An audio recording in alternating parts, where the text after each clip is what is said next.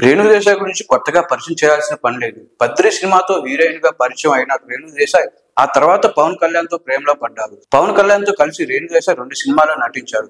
Badri Johnny సినిమాలతో పవన్ కు జోడిగా రేణు దేశాయ్ కనిపించారు. ఆ మధ్య సమయంలోనే వీరి మధ్య ప్రేమ చిరిగిచ్చింది. వీరి ప్రేమ సహజీవనంగా మారి తర్వాత పెళ్లి వరకు దారి తీసింది. పవన్ పెళ్లి చేసుకున్న తర్వాత రేణు దేశాయ్ సినిమాలకు దూరంగా ఉన్నారు. అయితే రేణు దేశాయ్ 2 పిల్లల్ని కన్న తర్వాత రష్యన్ అమ్మాయి అయిన జెలినావాతో పవన్ కళ్యాణ్ ప్రేమలో పడ్డారు. ఆమెతో సౌజన్యం చేస్తూనే బిడ్డకు తండ్రి కూడా అయ్యారు. ఇక పవన్ కళ్యాణ్ విడిపోయిన తర్వాత రేణు దేశాయ్ 2 పిల్లల్ని పుణేలో సెటిల్ అయ్యారు.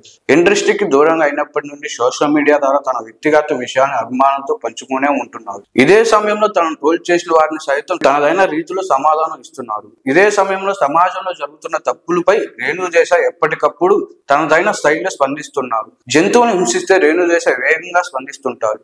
ఇక రేణు దేశాయ్ పలు ఎన్జిఓల సంస్థలు నడుపుతున్నారు. తద్వారా జంతువులతో పాటు అనాథాశ్రమాలను సైతం ఆమె సాయం చేస్తుంటారు. ఇదిలా ఉంటే సనాతన ధర్మం గురించి రేణు దేశాయ్ కీలక వ్యాఖ్యలు చేశారు. రేణు దేశాయ్ తల్లి ఇటీవల మరణించారు. అయితే దీనికి చాలా మంది రీపని పెట్టి తన తల్లి మరణానికి నివాళులు అర్పించారు. వాస్తవానికి అలా చేయకూడదని రేణు దేశాయ్ తెలిపారు. దానికి బదులు ఓం శాంతి అని చెప్తే బాగుంటుందని సూచించింది. సనాతన ధర్మం కూడా అదే చెప్తుంది. రేణు దేశాయ్ పేర్కొంది.